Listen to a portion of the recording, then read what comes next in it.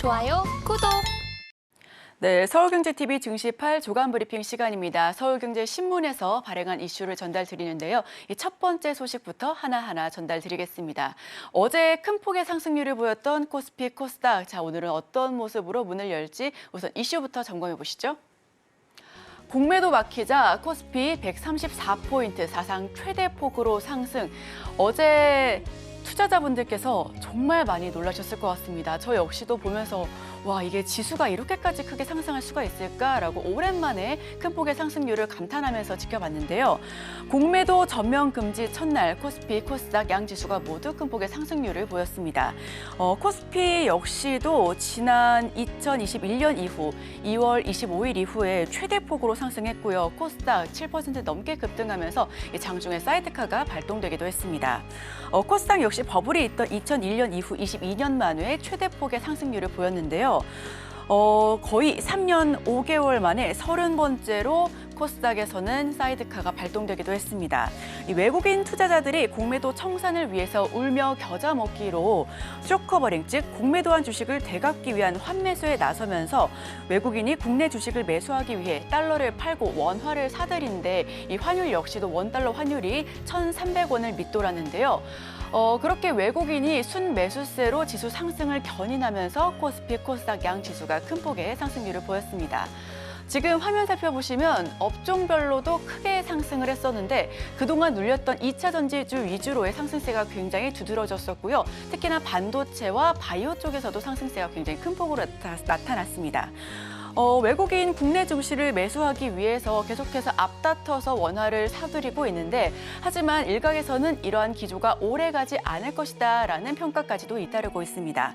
갑작스러운 공매도 금지 조치가 한국 증시의 역사를 새로 쓰고 있지만 일각에서는 총선 카드라는 비판이 잇따르자 이복현 금감원장은 선진적 공매도 제도를 도입하기 위한 어쩔 수 없는 조치라면서 반박을 했는데요. 이와 관련해서 앞으로 계속해서 주가 추이도 지켜보셔야 될 것 같습니다. 코스피 어제 5.66% 급등하면서 2,500선 넘기면서 장 마감했고요. 코스닥 7.34% 급등하면서 839.45포인트 선에서 종가 형성했습니다. 코스닥 아까도 계속해서 말씀드렸다시피 사이드카가 거의 3년 5개월 만에 발동이 되기도 했는데요. 이복현 금감원장은 개인 보호용이지 총선용이 아니라면서 선을 그었습니다. 쇼커버링을 이제 외국인은 거의 1조 원 넘게 순매수세를 보여줬고요. 다만 앞으로 계속해서 셀코리아에 대한 우려는 좀 증식될 것으로 보여집니다. 자, 그렇다면 다음 소식으로 넘어가 보겠습니다. 삼성전자 7만전자 회복에 반도체 배당주가 안전지대. 자, 어제 굉장히 큰 폭으로 상승했었던 업종 가운데 반도체도 껴있죠. 이 반도체와 2차 전지 그리고 바이오 쪽에서 상승률이 굉장히 컸었는데요. 지금 살펴보시면 공매도 금지 후폭풍에 대한 대응을 지금 서울경제신문에서 이야기를 하고 있습니다. 금융당국의 공매도 금지로 셀코리아, 즉 이 외국인 자금 유출이 우려되는 가운데 투자 포인트를 업황 회복이 기대되는 반도체와 이 상대적으로 안전한 고배당주로 잡아야 한다라는 평가가 잇따르고 있습니다. 어제 삼성전자는 전 거래일 대비 1.87% 급등하면서 7만 선을 되찾았는데요. 이 삼성전자가 7만 선에 다시 올라선 것은 지난달 18일 이후 13거래일 만입니다. 이 SK하이닉스 역시 어제 굉장히 큰 폭의 상승률을 보여주면서 52주 신고가를 갈아치우기도 했는데요. 어제 5.7% 급등하면서 13만 3천 선에서 장을 마감했습니다. 전통적인 고배당주도 다시금 주목받고 있습니다. 사실 하반기에 또 이 찬바람이 솔솔 불 때 고배당주 관심 많이 가지실 텐데 다만 최근에는 이 금융주 역시도 함께 눌림목을 버티지 못하고 있었던 상황이었는데요. 다시 한번 금융주 특히 고배당주에 주목하자라는 평가가 잇따르고 있습니다.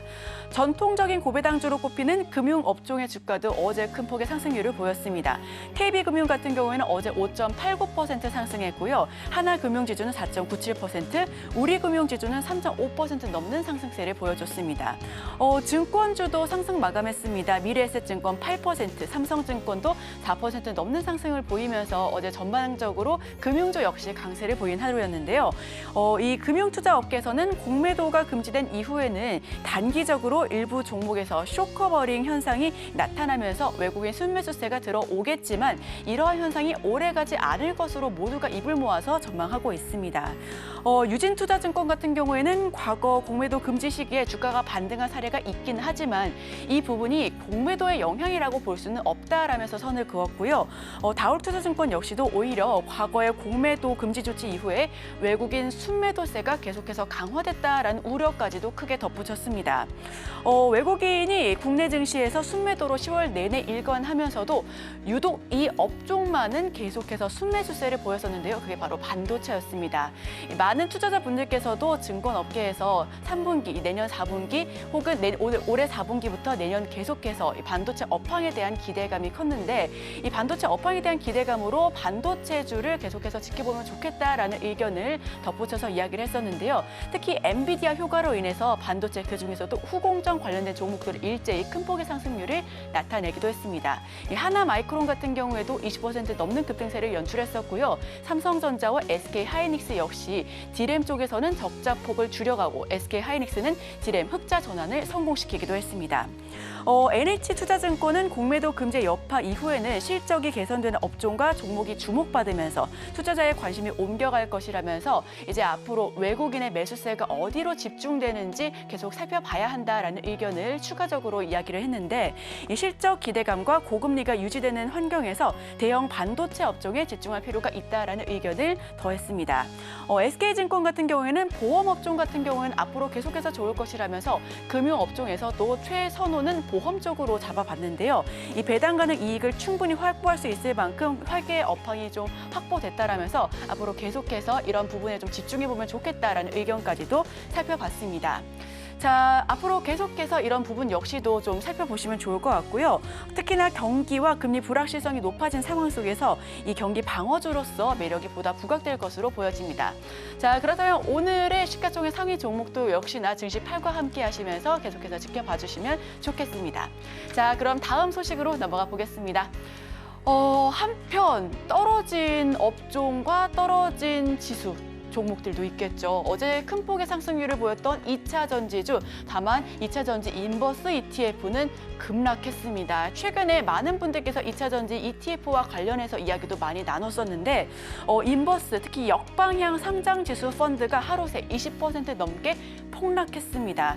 지금 화면 살펴보시면 어제 23% 넘게 급락하면서 19,820선에서 종가를 형성했는데요. 이 계속해서 지지부진한 흐름을 보이다가 장중 저점에서 장을 마쳤습니다.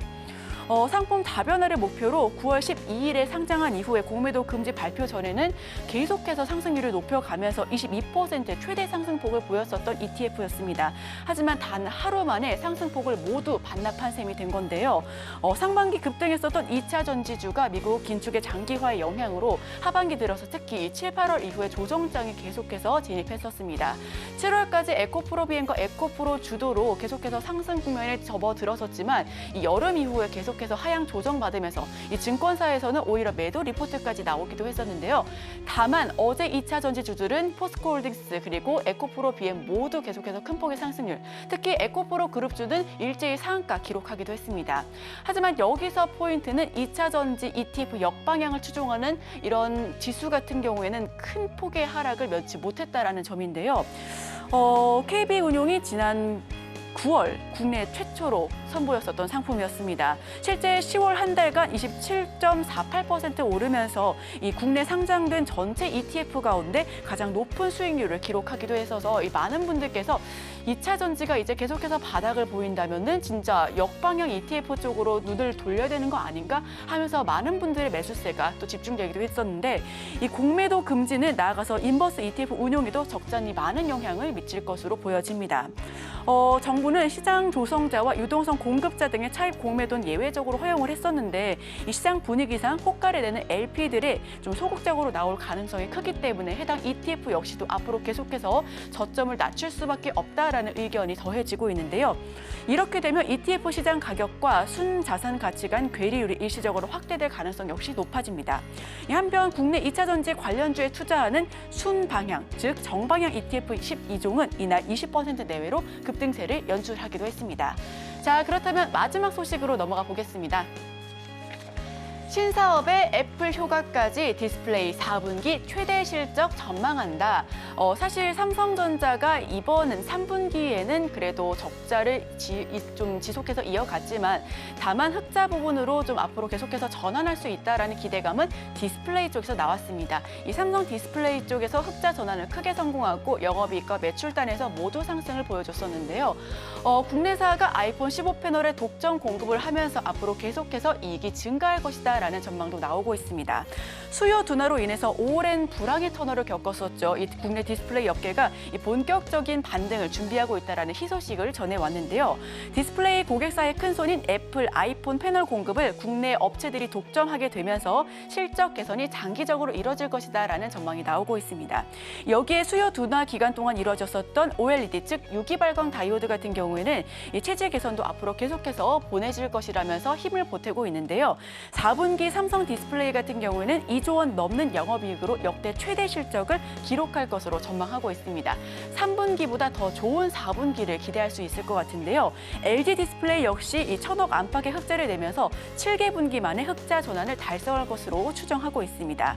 4분기 실적 개선의 핵심은 바로 애플 효과에 있었습니다. 전작과는 달리 이번 아이폰 15 패널 물량은 전체적으로 국내 업체들이 공급하고 있는데 출시 직후에는 중국 쪽에서 사실 판매는 부진했었습니다. 다만 업계 관계자에 따르면 중국 BOE가 이 기술적인 한계로 아이폰 패널 물량을 확보하는 데 어려움을 겪고 있기 때문에 이런 부분들이 모두 국내사에 집중됐다라는 그런 희소식까지도 추가적으로 함께 전달드리는데요. 이 삼성 OLED 같은 경우에는 포트폴리오를 확장해 나가면서 앞으로 신사업 역시도 계속해서 늘려나가겠다라는 의견까지도 추가했습니다.